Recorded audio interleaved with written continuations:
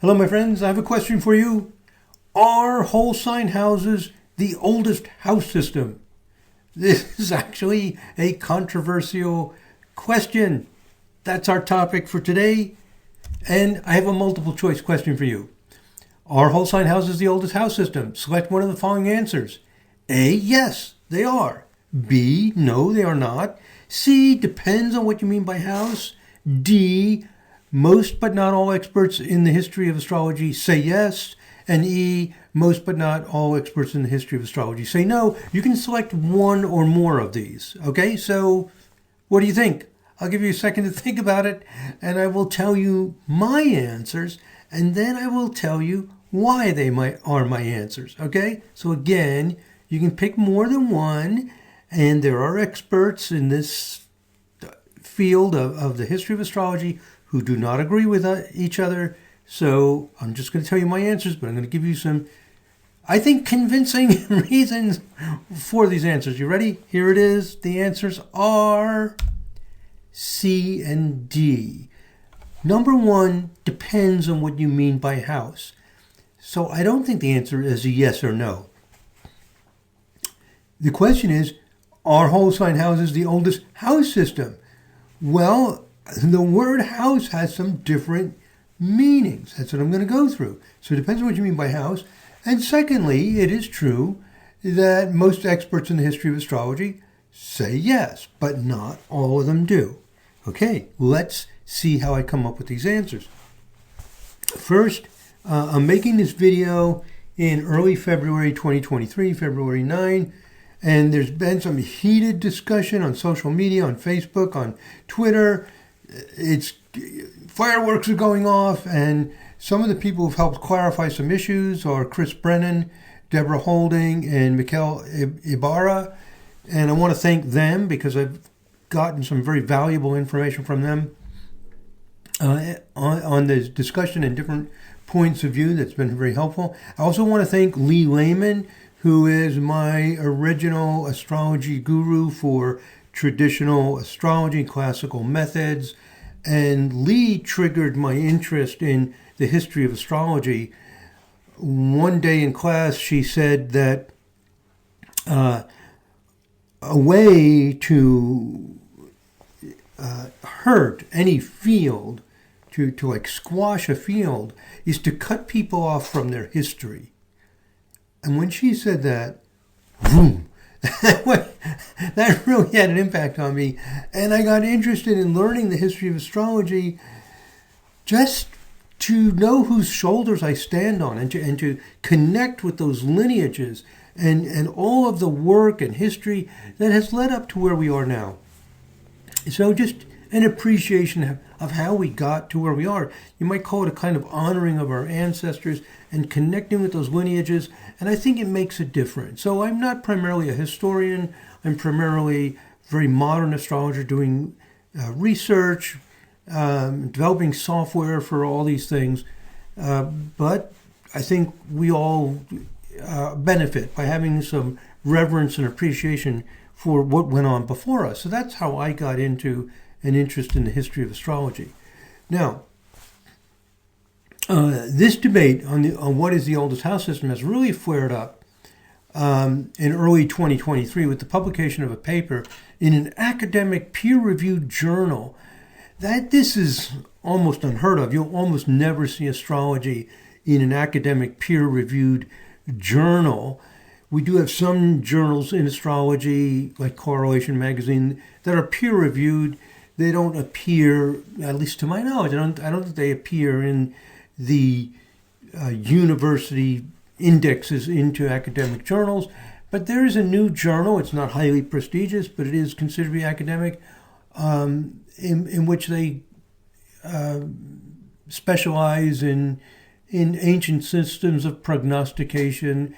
And Martin Ganston has an article in this journal, and he concludes that Vettius Valens, now Vettius Valens, as you know, I'm sure almost all of you know, in the 2nd century, he was a contemporary of Ptolemy. And one of the things that's important about Valens is relatively a lot of text is available from Valens for us to translate and read and understand what was going on in the 2nd century AD in astrology, and he makes references to earlier. So it's one of our strong sources for early information in Western astrology. And Ganston concludes, quote, the preference appears to have been for places calculated from the quadrants formed by the intersections of horizon and meridian.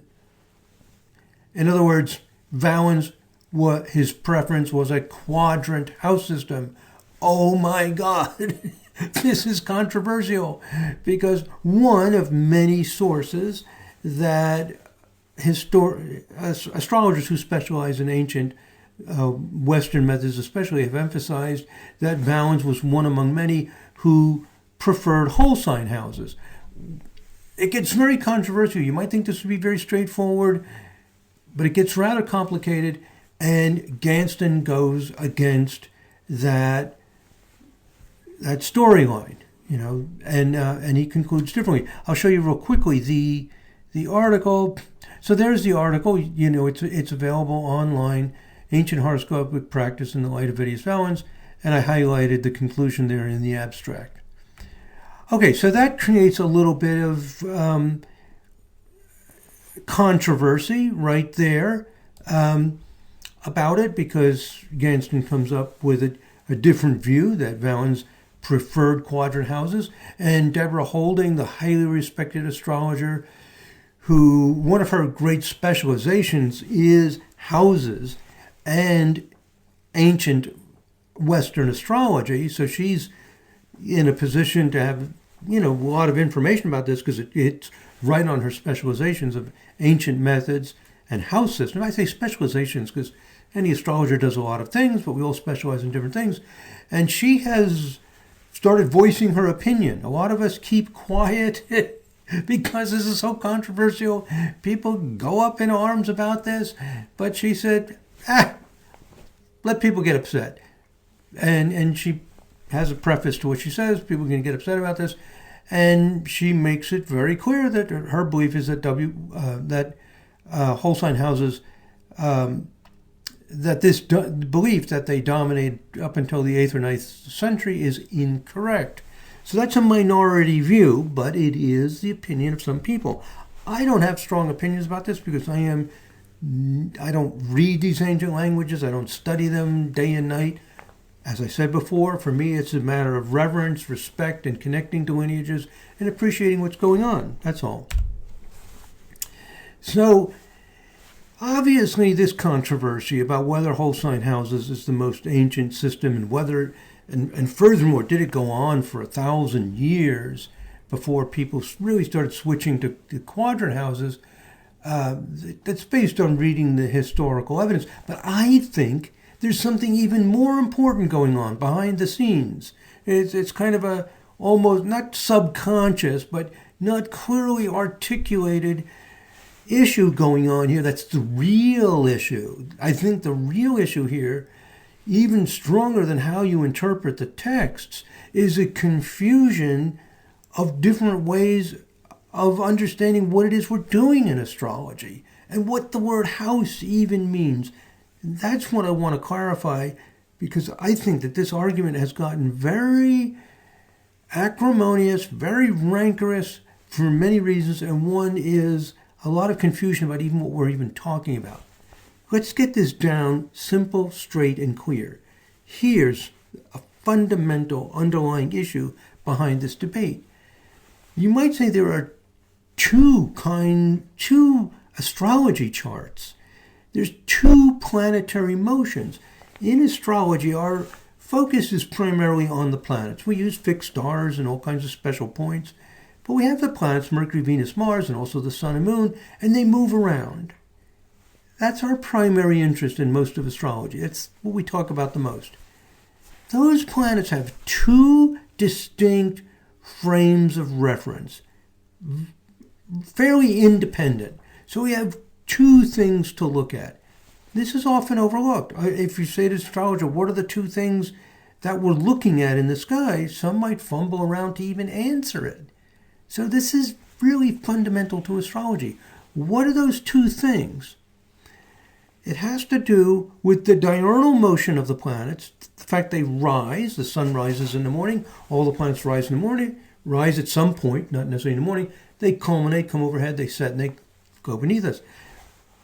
What a lot of people may not realize is that diurnal motion of rising and setting is set on a completely different track, a completely different perspective than the planets going through the zodiac signs. It's two separate things going on simultaneously.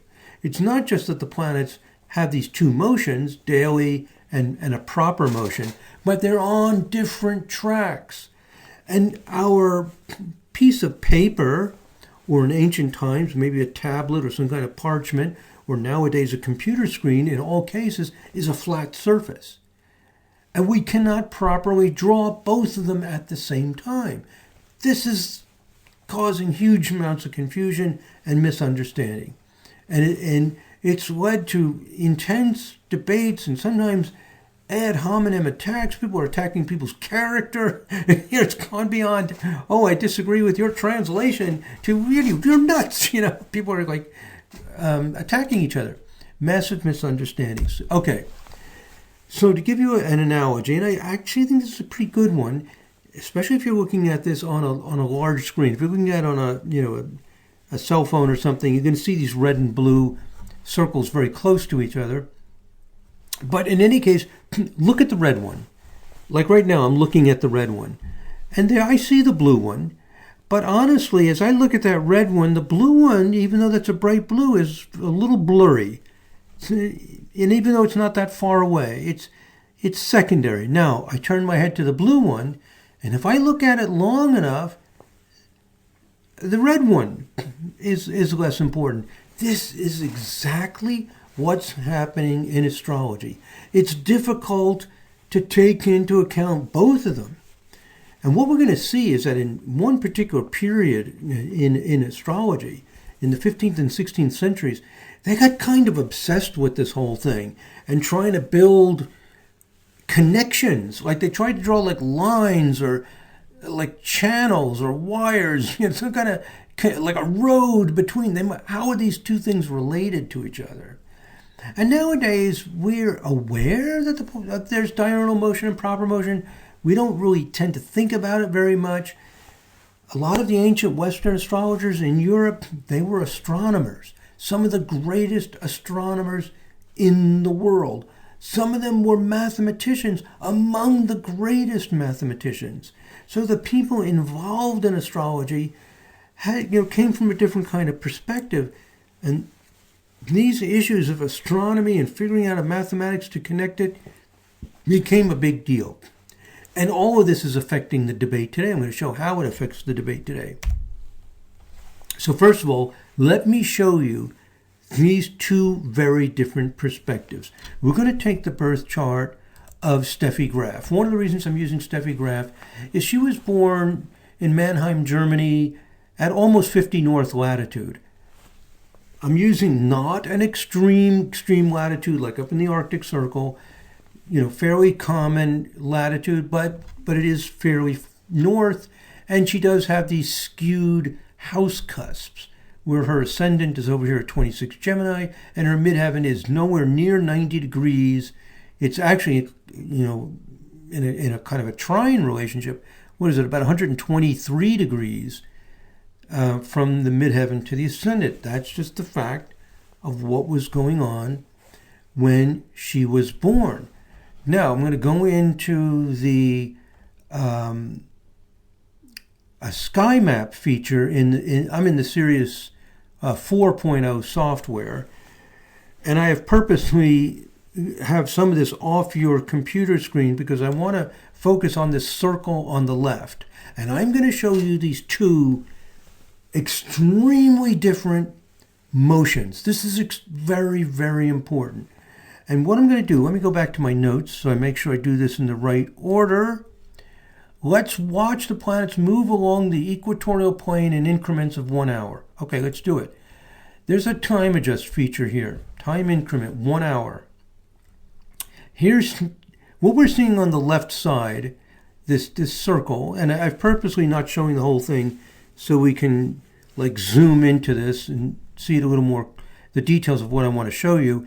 This circle on the left is what it was above the sky when Steffi was born. This point in the middle is the zenith, the point right over her head. And on the left is the east, because that's the way we usually do astrology charts, and it's showing the planets moving. Here's the sun, this big yellow circle, and it's right above the red circle. The red circle is the horizon. So when we go back to her chart wheel, the sun is just above the horizon. And then moon, Mercury, Venus, Saturn. So sun, moon, Mercury, Venus, Saturn. When we look at the actual sky, now we're looking at the actual sky, we see sun. Now here's moon, Mercury, Venus, Saturn. Notice the moon is a little bit off this green curve, and a little to the right. Mercury's a little to the left. Venus and Saturn are very slightly to the left. So what is this green circle? That's the zodiac. That's your chart wheel. When we take the whole sky, this big sphere, and we look at a chart wheel, the only thing we're looking at is this green circle. We've blotted everything else out. We've taken the moon and we've put it at its closest point on the green circle. This green circle is the ecliptic plane. It is, in another word for it, it is the zodiac. Now, what's going to happen an hour later? Are the planets traveling along the zodiac? So let's go forward 1 hour. Let's see, I'm going to hit this right arrow. I've moved forward 1 hour. And the planets are just staying on the ecliptic plane because they actually don't move very much in an hour. And I'm going to go forward. I'm going to show you something very interesting. Let's see, I'm going to keep going. I think we're going to see Uranus pop up here. There's Jupiter and Uranus. This is what I want to show you. This is some number of hours after Steffi Graf was born.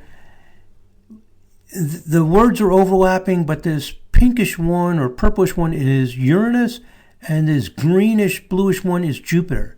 Now, when I go an hour later, how are they going to move? Watch this. It's very interesting. Going to move 1 hour forward, and they stay on this yellow one, and the green one is spinning all over the place. The yellow one, we're going to learn, is the celestial equator. It doesn't move. The celestial equator does not move during the day. The zodiac moves crazily all over the sky. If you ask somebody, like, point to where the zodiac is right now, God, who knows where it is. It's just meandering all over the place during the day. But there's something called the celestial equator, and it doesn't move for your location, for where you are. It doesn't move during the day. It stays there. And the planets travel along the celestial equator during the day. The point is this. The path of the planets during the day in their diurnal motion is on the celestial equator. They travel in parallel lines. It's like people racing on a racetrack, or cars racing on a racetrack. They travel in parallel circles. And if they happen to be right on the celestial equator, they just stay on it. And the ecliptic plane just wobbles all over the place. So let's go an hour later, and now they've moved up. They're just traveling right on. And the other planets are parallel. This distance of Pluto, this big yellow thing is Pluto, is going to remain the same. They remain the same distance. They're all traveling in parallel tracks with the celestial equator. And they're not moving very much on the ecliptic plane. That's the zodiac. There's your zodiac that we all know and love. Aries, Taurus, Gemini. This thing that we're so obsessed with in astrology is the green one. But during the day, the planets are not traveling on the green one. They're traveling on the yellow one. In the daily motion of the planets, what's the big deal? what's going on in the sky. The celestial equator, that's the big deal. And that, in modern astrology, has gotten largely ignored. But during the Middle Ages, especially in the later Middle Ages, heading into the Renaissance, when you have these astronomer, astrologer, mathematician, mystics, they're all of this all at once, they are keenly aware that you have the celestial equator is the roadway. It's the road that the planets are traveling. The planets are like on a road. They're like cars on a road or horses on a road, vehicles, people on a street. And what's the street? It's the celestial equator. I keep repeating this because we're so obsessed with the green one that we forget about the daily motion. The planets are on a road during the day. I'll keep going forward and they just travel right on that road. 1 hour more, 1 hour more, and there they are traveling along. They're still on the ecliptic plane, but they're not traveling on the ecliptic plane very far. The sun will move 1 degree in a whole day, like one little tiny bit. But in their diurnal motion, they're traveling rapidly along here, either on the celestial equator or on a path parallel to it. Pluto is going to remain the same distance from the yellow curve. That's the celestial equator. So let's just go a few more hours. And you see Pluto here? It's going in a parallel circle, parallel to this, staying the same distance. And there's Uranus. It's going to stay right on the celestial equator through the day. So the point is, I'll just go a few more hours. And now it's almost Uranus and Jupiter are getting close to being ready to set. And they're going to go right, staying with this. They're not going to follow the green line. The green line is going to follow it. The green line is, in a sense, following the planets and staying with them and curving. Now it's curved way up here. Curves all over the place, like a snake or something. Just curving all over the place and staying there. But the planets are traveling along the celestial equator. Those are your two perspectives. There's the celestial equator and there's the zodiac. Now, in modern times, we've gotten so fixated on, I'm an Aries, you're a Taurus, my moon's in Gemini, and we do talk about the houses. My moon is in the 9th house, but what we forget, we are into houses, but we forget that the houses marks where the planets are in their daily cycle. And in their daily cycle, they travel on the equator, not the zodiac. So that's the two different worlds that are going on. And how you want to position yourself in regards to this is up to you. They're all, anything's possible. The fact that the planets travel along the equator, you can ignore it. It's just like that blue and red circle. Whatever you want to do with it, it's up to you. But the fact is there, and that's where the arguments are coming from. What a lot of the astrologers are saying, like Deborah Holding, she says in this video that she made that, she's not, a mathematician and all that sort of stuff. And, I am. So I will explain it to you in a way that's similar to how Kepler and Regiomontanus and Cardan and Placidus, these giants in astrology in the 15th, 16th century, to them, this is what a house meant. Now, this has nothing to do directly with what house system is the oldest, and people are fighting over that. It doesn't have to do with the actual history, but what it has to do with is, what do you mean by house? And this way of thinking that was so obsessed, these great scientists of the time, Kepler and Cardan. Cardan was one of the greatest mathematicians of all time, let alone his time. And he was an astrologer. And they were just obsessed with these two motions and how to negotiate them and what do they mean and how do they relate, acutely aware of what we're not aware of today, that you have one circle, the celestial equator, for daily motion. You have the green circle for the other one. and they're equally important. In fact, in some cases, the celestial equator is considered far more important because it is showing your local space on that day. The drama of what is the most obvious thing during the day is happening in relationship to the yellow one. And that's where a lot of the fighting is going on, is people are saying, oh, but you can do this with whole sign, or you can do this with this, or you can do this. Yeah, you can, but that's not the point. The point is the feeling, the experience of the sky. When you go out, for a lot of people, they want to preserve this fact. And from the viewpoint of some people, if you're not preserving the fact that the planets are rising, traveling along the equator, you're not really talking about house system. So the argument of some astrologers is, yeah, maybe whole sign houses are the oldest house system, but the word house, the word itself has changed meanings. Words change meanings all the time. And they even have different meanings to different people at the same time. So another problem with this argument is there's not like one monolithic thing. Like for 1,000 years, everybody used whole sign houses, or 90%.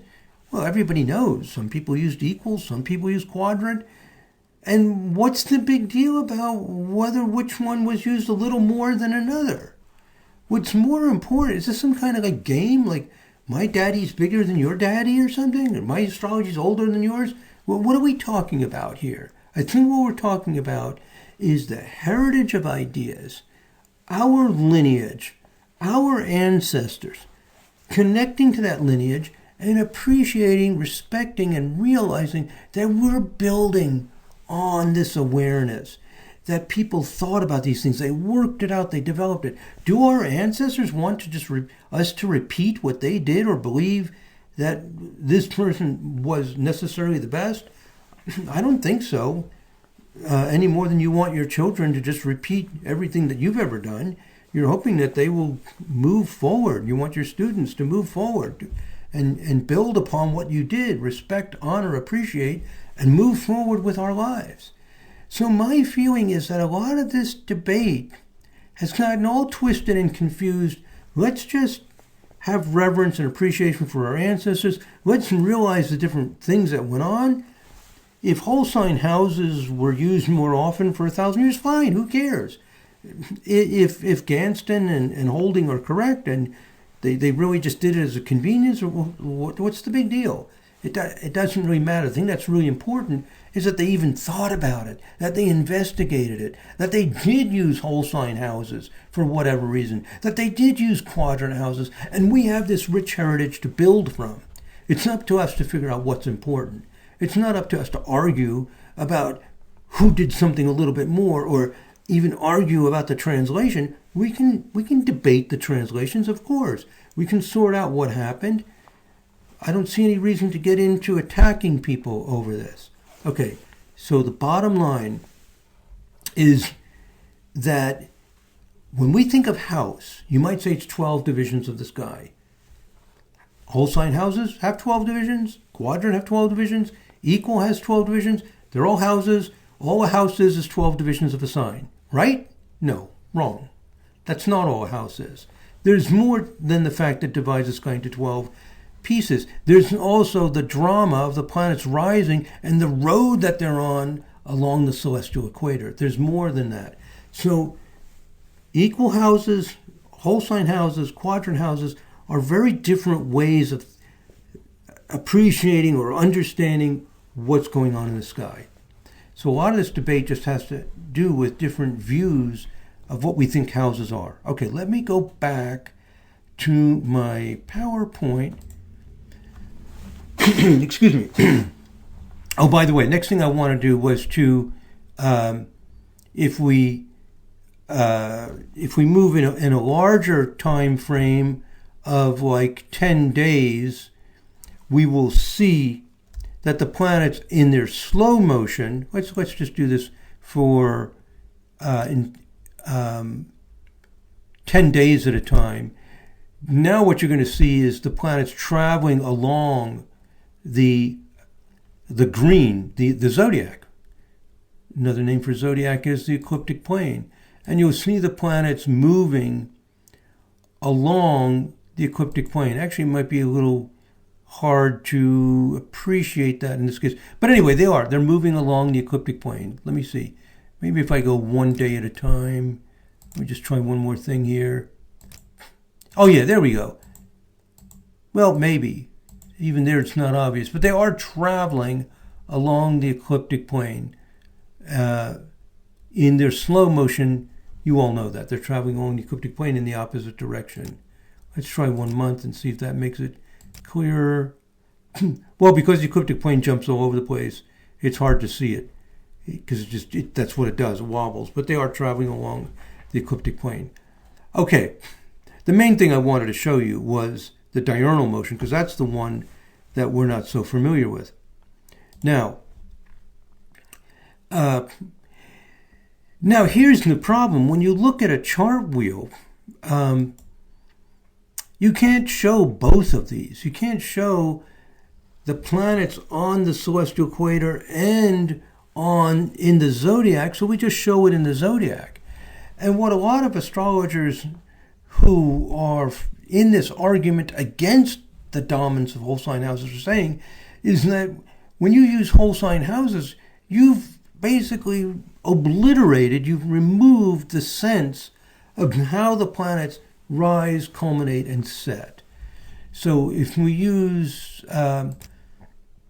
whole sign houses, we lose the sense of how the planets rise and set. And I'm going to show you a demonstration of this. Let me go back to, let me use a quadrant house system. I'll just use Placidus. And let's go into the astro clock feature and let's spin this around. And what you're going to see, this is speeded up. We're just looking at the planets speeded up, moving very, very rapidly. So we're moving, 1, 2, 3, 4, 5, 6, 7 a.m., about an hour a second. So this is the sky speeded up an hour and a second. Where in 1 second the planets move an hour in time. And of course they're spinning around like a clock to the right. They're spinning around. By the way, notice how the midheaven oscillates. It goes all the way to the left and then fast to the right and then oscillates back. Actually, it's the ascendant that's oscillating. The midheaven is always, in a north-south direction. And the ascendant is oscillating on the eastern horizon. But the problem is we cannot show the horizon, the meridian plane, the celestial equator, the ecliptic plane, all on a flat surface. It's impossible. So if we put the emphasis on the zodiac, and you see those zodiac signs around the outside, so we're making that the primary view. It's just like the blue and red circle. We're going to focus on the blue and make the red secondary. Or we can focus on the red and make the blue secondary. It's really impossible to see both of them at the same time. So what's going on in the sky is not really possible for humans to see simultaneously very well. So in this chart wheel where you put the signs around the outside, you see them spinning around and the planets spinning with them. And in the houses in relationship to it are doing some interesting things, wobbling back and forth and so on. Anyway, there they are spinning around the whole sky. And notice how it speeds up and slows down. Watch this. At a certain time of the day, the whole thing right now it's going to speed up really fast, shoot, and then it slows down. So it's like a spinning wheel that gets faster and slower when viewed this way. Now, let's exit out of this and let me show you what happens with an equally sized wheel. And this is one of the points that Deborah makes, is that this wheel style that's so popular today is heavily biased towards the zodiac signs. If we make the wheel style equally spaced, now we've given more emphasis to the houses. Because what happens is as the planet rises, it will be halfway in its journey when it reaches the midheaven. So in the ancient astrology, they were not only looking at the chart wheel or whatever, sometimes it was a square wheel, that birth chart. They're not only looking at it as a static moment in time, they're also looking at where the planet is in its cycle. It's a sense of its relationship to time, because each of these planets, when it's halfway through its journey, it will be at the midheaven. Remember when we looked at that, we call it sky map feature? We went into the sky and we saw the green curve that's the ecliptic plane, like a snake wobbling all over the place. While that's all happening, the planets are moving in this beautiful, undisturbed path. The zodiac's going crazy all over the sky, but the planets, they just rise, they reach their highest point, and they come down in a beautiful, symmetrical, symmetrical path. And that's what this equally spaced houses shows you, is that the planet's going to rise halfway on its journey, it'll get to the top and then down. So whatever way you draw the chart wheel is going to bring out certain parts of what's going on in the sky. And the argument against just the whole sign is that when you do that, you're losing the essence of what the 15th and 16th century astrologers were doing, and astrologers in many other times, and astrologers today, of appreciating and viewing that other circle. You got a blue circle and a red circle, the daily one. Let's look at this astro clock with the equally spaced, and it will give us a better appreciation. Now the midheaven's not oscillating all over the place, and it looks all very much simpler. Look how much simpler it looks. Everything's just going around and around. Very easy, not even obviously speeding up or slowing down so much. They just go around. The moon is the fastest, so it's moving at a different speed than the others. But anyway, they're all just going around. They're going around in a circle. That's what the planets do. And this equally spaced house wheel preserves it. Now we don't see those pretty zodiac signs because we're emphasizing the local space of that diurnal motion to emphasize what the houses are. This is what's behind this big argument. What's behind this big argument about whose house system is the oldest and what did the ancient people do? I don't really think that's the issue. I mean, do I want to eat the same food that people ate in 500 AD? Do I want to listen to the same music? Do I want to wear the same clothes? I don't think any of us particularly want to. It'd be nice to know what our heritage is and how things happened, and not just in Europe, by the way, and Eurocentric or Western-centric, but in Asia, in Africa. These things are helpful to know, but none of us want to go back in a time machine. So the real issue is not who's the oldest, whose daddy's the tallest. The real issue is the people arguing against whole sign houses feel that this sacred geometry of appreciating the two ways in which the planets exist is being destroyed. And the one color, it's like everybody's looking at red and they're secondarily looking at the blue. Even the house is just really a sign. That's two different perspectives. Perhaps it's true. Perhaps the zodiac is the dominant thing. We don't know. People have different opinions, but we should respect, appreciate, and support each other regardless of what our intuition is. So I don't really think we need to be arguing about this. If you want those houses to stand out, you want to use an equally sized wheel so you can really see the planets, and it gets really bad if you use whole sign houses. Whole sign houses really destroy, you might say, the integrity, the beauty, the magic, and the sacred simplicity of the diurnal motion. Let me show that to you. If I go to house system and I change it to whole sign, house system, whole sign. Now watch this. This is fascinating. I got the hint from this from watching Deborah's video. I hadn't really thought of it before. I just I just kind of tuned into this the past few days when I watched her video. Apparently, Wade Caves, another astrologer who uses a lot of traditional or classical or medieval, whatever you want to call astrology, had mentioned this. But anyway, whoever noticed it first isn't. I'm not sure of, but probably a lot of people have noticed it. I didn't really notice it because I don't really look at whole sign houses in this way that often. But watch what happens here. Speed up this. You get some weird things happening when you watch the planets move in their diurnal motion using whole sign houses. Here's how the planets are moving in their diurnal motion.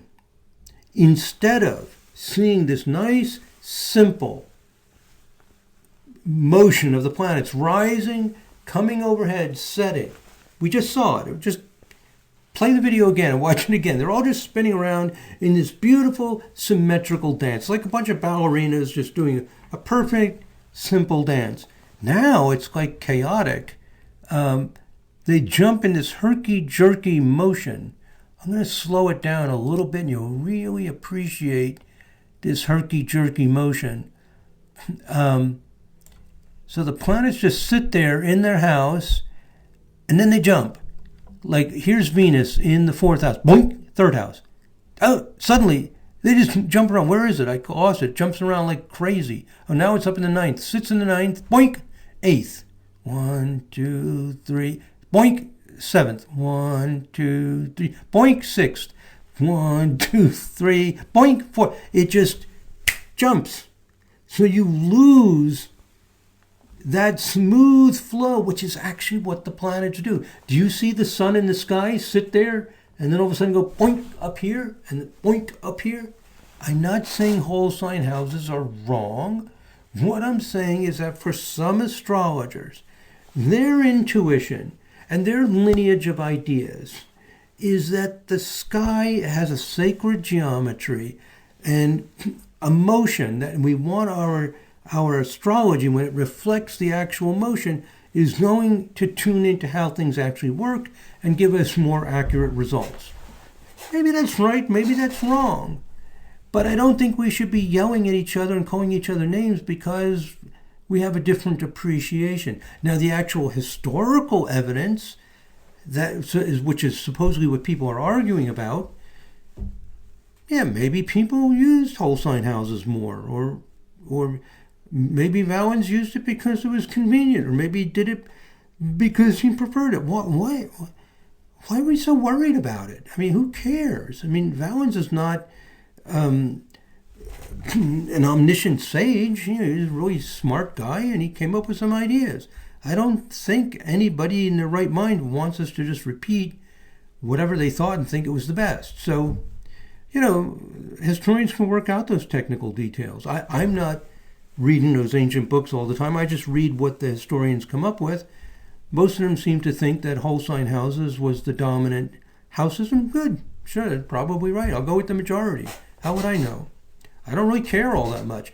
What I really care about is that they even thought about these things at all for us to build upon and perfect our understanding as time goes on.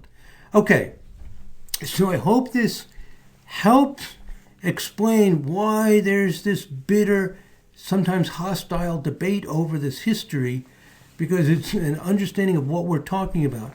The whole sign houses, just like quadrant houses, divide the sky into 12 pieces, but the perspective, the relationship to what people think the house is all about, what it means about diurnal motion, that houses are the perspective of diurnal motion, and you've destroyed that relationship to the equatorial plane. You've destroyed the way that the planets move during the day, and they don't want to have anything to do with it. Maybe their argument is wrong. Maybe the ancient astrologers did use whole sign houses. Is that going to incline you to think whole sign houses are better because somebody did it 1,500 years ago? Frankly, that doesn't make any sense to me, but if you think older people are necessarily smarter or wiser, I don't know what the thinking is there. I just think we need to just appreciate, respect, and explore. Okay, so it may be that the advocates of whole sign houses are correct historically. I'm going to guess they are. I'll just go with the majority. I don't know. But the advocates of quadrant houses, being the more fundamental historical tradition, have a good point in terms of what we think a house is, and that preserves our modern understanding of what a house was until 1990s. Because, see, I started in astrology in 1972. From 1972 to 1992, a house was what I'm explaining. It was inherited from the 15th and 16th centuries. And this new whole sign house movement has kind of wiped that out, that awareness of the celestial equator, the daily motion, made it more secondary. Now, what the whole sign house people say is, oh, well, you can still do that. We still have an ascendant and a midheaven. I just showed you the astro clock and how the planets jump around. It's not preserving that way of seeing the sky. It's made it much more secondary. It's like you're looking at the blue circle and you're putting the red circle in the background. That's fine. That's great. That's wonderful. Just respect that somebody else might be putting more emphasis on a red circle. That's what's going on. That's what's really going on in this whole debate. Okay. But we can make decisions. We can decide the whole sign house or this makes more sense or works better with our charts. No problem with that. That's wonderful. If we did that, we wouldn't be in these bitter debates. When I say we, I mean a lot of the astrological community getting very emotionally charged about this. Okay, so Deborah Holding is arguing that the whole sign house and unequally sized houses is moving our attention away from the awareness of the local space and the emphasis on the fact that in local space and in what we see in the sky, in the diurnal motion, the planets are traveling on the celestial equator. Is she correct about that? Yes, she's correct. It is doing that. It doesn't mean it has to wipe it out, but it tends to, and that's what's happened with most people. Closely tied to diurnal motion and the equatorial plane is the use of primary direction. So during the 15th and 16th century, when the astrologers were, you might say, obsessed and were just fanatically involved with this figuring out how the diurnal motion along the celestial equator is related to the proper motion, the slower motion along the ecliptic plane, the zodiac. They're trying to negotiate these two things, and they're making house systems. And they're mathematicians. Regiomontanus mathematician, he builds a house system that goes from the equator and projects onto the ecliptic, which makes sense. And and then there's all these other ideas. Campanus has another way of doing it. They're trying to figure this out. And they have a forecasting method called primary directions. Primary directions are built on the primary motion. Diurnal motion is often called primary because it's the more obvious one.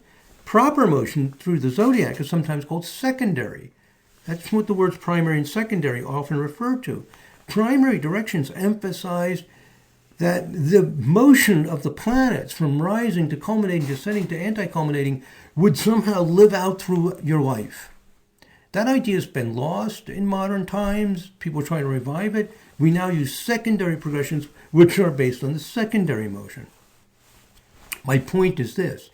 Once you take a frame of reference, then your certain techniques and methods all fit together. Okay. Now, proponents of whole sign houses often say you can do primary directions with whole sign houses because you still have an ascendant midheaven. That's correct. You can, but it misses the point. The point is not whether you can do it. The point is whether it fits in and whether it's a natural development and whether you're inclined to do it. If you think the ascendant and midheaven are the huge major anchors of what's going on in the sky, then you would show that in your wheels and you would forecast based on it, which is what was happening. It's a matter of emphasis. If I'm looking at the blue circle, do I still see the red circle? I can still use ideas from it. It's just the perspective and the emphasis is different. The techniques used are different. And the way we're looking at the sky, the way we're understanding what we're doing is different. Quadrant houses is a different world from whole sign houses, is a different world from equal houses. I have another video just on those three philosophies. Here I'm just answering the question, what is the oldest house system? The answer is that if you consider a house to be 12 divisions of the sky and that's it, it's probably whole sign houses. Let's just assume the majority of historians are correct. If you define houses as not just 12 divisions, but preserving the daily motion, the emphasis on the celestial equator, the way that it's all symmetrical around the midheaven. The midheaven is this like culmination of the sky, and everything is symmetric around it. Then whole sign houses is not the oldest system, because the word house has picked up different feelings, different implications, different emphasis for different people at different times. So the primary directions became the important. I've already talked about this, the struggle to figure it out. Here's just a quick statement. Regiomontanus, he lived 1436 to 1476. He met with the Pope to reform the calendar. He developed a house system, the Regiomontanus. He worked intensively with primary directions and came up with his own ideas for how to calculate primary directions. You'll see this, 15th and 16th century. How do we divide the diurnal motion? How do we relate it to the proper motion? In other words, how do we relate the celestial equator to the zodiac, to the ecliptic plane? They spent decades of their lives trying to solve this, work on it, and two things they worked on, which are inseparable, is how to forecast based on it. It's called primary directions, and how to calculate the houses. You get Cardano, one of the greatest mathematicians of all time. Here's a quote about his intensive work in astrology. He happened to use equal houses, from what I read here, and a lot of emphasis on the latitude of the planets. So what you find in this 15th and 16th century is they're looking at the sky, they're thinking about what's going on, coming up with some new innovative ideas. Kepler, of course, discovered the laws of planetary motion. He also worked on primary directions, developed his own idea on it, and was trying to negotiate these two kinds of sacred geometry of the ecliptic plane with the celestial equator, and coming up with ideas about that. Kepler was skeptical of many of the ancient traditions in astrology. He worked hard to build an astrology based on the music of the sphere or harmonics. And Placidus de Titus, an Helvetan monk who worked on house systems and primary directions, again, another mathematician and astronomer working these things out, he promoted the idea that a day equals year, which later became known as secondary progressions. I'm trying to just share with you that these historical developments are real. There are people who dedicated their lives to it, some of the most important names in the history of astrology, and in doing that, they've changed the sense of what these words mean. So my point is, the very first multiple choice test that I gave you at the beginning is that, number one, most astrologers think that whole sign houses are the oldest, but D, whether they are the oldest and whether they should be called a house system at all, that depends on what you mean by house. And if you want to preserve the meaning of house as it got developed in the Renaissance period, got picked up in modern times, then whole sign houses they're just different. I mean, it's just like they're two different animals. I mean, it's like a horse and a dog. I mean, they both have four legs, but you don't want to go riding in the countryside on your dog. You probably don't want to have a horse as a pet in your house. They're two different animals. And so the debate is really kind of silly because they're two different animals altogether with two different ways of thinking. And by the way, when you're going through these historical periods, I agree with Carl Jung that mythic stories are fundamental driving forces. Even scientific pursuits are done with a theoretical framework and a view of the world. So in this 15th and 16th centuries, when some of the greatest cathedrals in Europe were built, it was a certain culture, a certain style. When I'm studying the works of Johannes Kepler, I often put on my Pandora Michael Pretorius, born around the same time as Kepler. You get into the mood, the philosophy, the way of life, the way of thinking It's all important. Thinking is not just something in the frontal cerebral cortex. It's part of your whole being. And that's key to this argument, because it's not an argument about some date or what somebody did. It's an argument about your whole immersion in astrology, what the sky means to you and how you relate to it, and what is sacred and important in it. And there's where the big difference is. And once we just say, oh, you're looking at the red circle, I'm looking at the blue circle, cool, fine. We're going to come up with different views on things. So in another video, I describe, I'll put a link to it in the description of this video. I describe these three paradigms in some detail: whole sign houses, quadrant houses, equal houses. They cannot be directly compared. They're just very, very different. And that's part of why there's this bitter debate going on. And I've already talked about this. You can read this if you want to. I'm just going to go on because I already said this at the opening, why history is important to me. And now I'm going to share something a little, you might say, touchy, that I've never talked about before. And that also, I'm talking about it because it has to do with this bitter debate. So that these debates have gotten very acrimonious. So in the early to mid 1990s, Project Hindsight started. That was the major force for uncovering ancient astrology.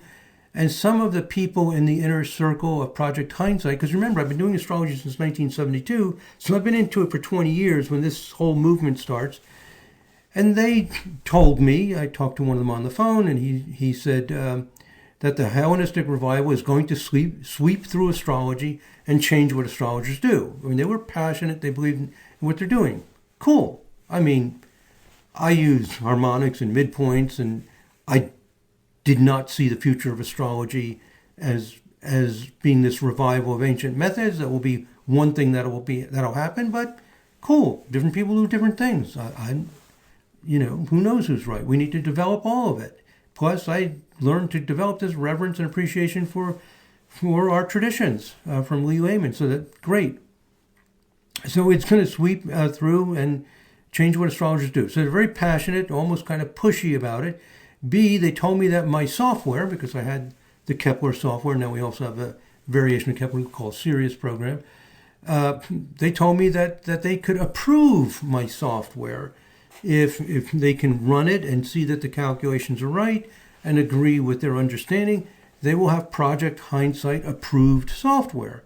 So they established themselves as the authority. I thought, okay, that's cool. I mean, they're the ones who are experts on, I'm not. I just figured out the calculations and I did it. So A and B were fine. Excuse me. But then point C, this is where things got weird and where some of the fighting begins. So I went ahead and I added some Hellenistic calculations to the Kepler and Sirius software. I told them, I'm not going to go for this approval, and they were very nice about it. They said, oh, yeah, that's great. Go ahead and just add it. Then this crazy thing happens. They start saying, they didn't say it to me, but they post it and they send out emails, and the internet had just started up and they're posting there. And they say, David Cochran stole the ideas and the program code from other people, and he put it in his program. And then they're you know how nasty social media can get, right? It was already nasty by the mid 90s. And they're saying, yeah, Cochran. They always call me Cochran. Cochran's just a big business guy. He's got that Taurus in the second house. He's just trying to run over everybody, stole everything so he can make more money. It's like, what? Ad hominem attacks. Now I'm the bad guy because I added things for them that I thought would help them. I'm not even a Hellenistic astrologer. I'm not even that excited about it. It's cool. It's interesting. I got to love it more, at least the medieval stuff, when I learned stuff from Lee Lehman. But anyway, I'm just adding this for our customer base. Anyway, our company's trying to destroy smaller companies. This is so completely ridiculous, stupid, and delusional that I have not mentioned it in public before. It's not really deserving of a response. They never addressed me directly about it. So these idiotic ad hominem attacks are not helpful for the Hellenistic astrology movement. So other people have complained about similar experiences. So when there's this backlash and this fighting, it's really, I don't think it has that much to do with whether Valens was using whole sign houses as his preferred method, or he was doing it because it was more convenient and simple. There's different arguments about what he was doing. I think it's really about this hostility of people not respecting and appreciating what each other's doing, and then attacking each other personally. So I don't know. I just found the whole thing just like nuts. Now I'm the bad guy. Whoa, whatever. Anyway, I've never brought it up. It doesn't mean that much to me. Maybe if I was this capitalist pig that they said I was, I would get angry because now I've got a bad reputation among certain people. They're not going to buy my software. Well, I don't really care that much. It's there for whoever can benefit from it. Furthermore, I like to see different people develop software and do cool things. So anyway, whatever. This is the truth of what's going on with this rancorous debate and all this acrimony going on. It's different perceptions of astrology, the technical details of the history. You know, I let the experts fight that out and tell me what they come up with. And Martin Ganston is telling me one thing and this person is telling me another thing. Oh, by the way, on that hostile stuff, I want to mention that sometimes a small minority creates a lot of trouble. Most of the people I know in the Hellenistic and medieval astrology world are wonderful, and they're not into this. Like Demetra George. So many people. I mean, they're not getting all wound up about this stuff. They're interested in just analyzing details of what happened. But they love and appreciate different points of view and respect them, and we learn from each other. It's the way it should be. So anyway, just want to make that clear. I'm not saying the whole, everybody Hellenistic astrologers, and that gets actually, as often the case, it's a few number of people. Some people are saying it's people who were at the top, certain people. Anyway, I just want to make that clear. Most people in most areas of astrology are wonderful people. So I recommend the video, Whole Sign Houses, Quadrant Houses, and Equal Houses, 3 different models for astrology. I will have a link to that. The last few things I want to say, this video is over an hour long. Most of my videos are only a half hour long. Once you choose one of these paradigms, this is getting to the end of this video, my last point. Once you choose a paradigm, you're minimizing the importance of the other 2 paradigms. There's no way around it. And so, for example, I've chosen one, in case you're curious. You could choose 2, or you could choose all 3. I've chosen one that really appeals to me. So if you're curious, I'm in the equal house camp. That's the one I love, and that's the one I think works. That's the one I use. I also use equal from the midheaven and vertex. And it's consistent with the theory that I use in vibrational astrology. So great, that's what David does. Wonderful. And somebody else is, using whole sign houses based on their model, and they're great, wonderful, So we all built these different systems, and what exactly happened historically, I just read the experts who translate these things and try to figure it out from them. I'll put in one plug on my approach, which is equal houses. One advantage of this equal house and equal from the midheaven and vertex, it has a fabulously beautiful, wonderful theoretical framework consistent with modern physics. It's just incredibly beautiful. And it removes the problem of houses going crazy near the Arctic Circle. There are 4 million people living above the Arctic Circle. Some people, as soon as you say Arctic Circle, they I don't get clients with that. Hey, bro, there are 4 million of them, people living above the Arctic Circle. You're just going to discount all 4 million, or lots of them, who have these whacked out houses that don't make any sense. And furthermore, in the video I make, there is no ascendant. It's even worse than houses being distorted. The ascendant disappears. And that's in another video. I'll put a link to it in the description. The New Crisis in Astrology, birth charts that have no ascendant. So it resolves some problems like that. It's beautiful. It's elegant. I believe it works. Anyway, we all get to have a voice of what's working for us. We should be able to say it without worrying about somebody attacking us and saying, David's a capitalist pig, or some other whacked out crazy idea that they've delusionally hallucinated.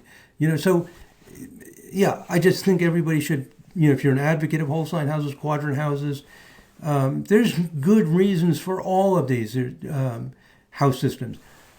Okay, I think I finally reached the end. I did indeed. Oh my God, this is one of my longest videos ever.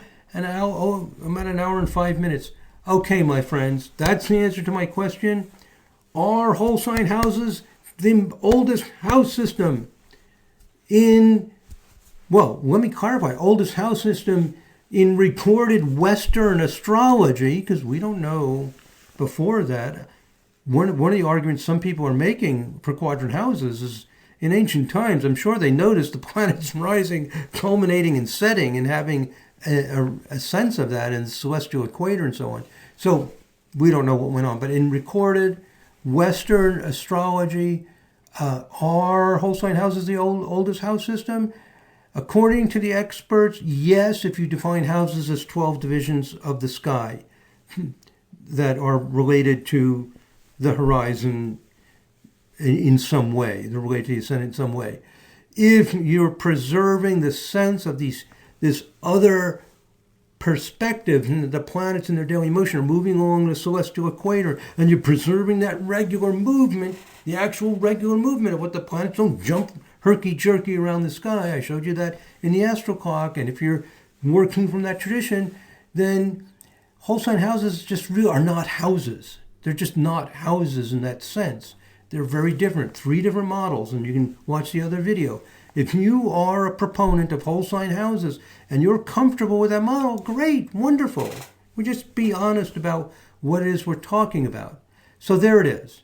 The real deal behind this acrimonious debate is different perceptions of what the sky is, trying to preserve the integrity of it, and also some personal conflicts that happened in the 1990s when this started being promoted by some people who were, let's put it kindly and say they were a little overzealous. We'll just leave it at that. And then people are responding, in kind to that. So that's it, my friends. Thank you very much for listening. God bless. Namaste.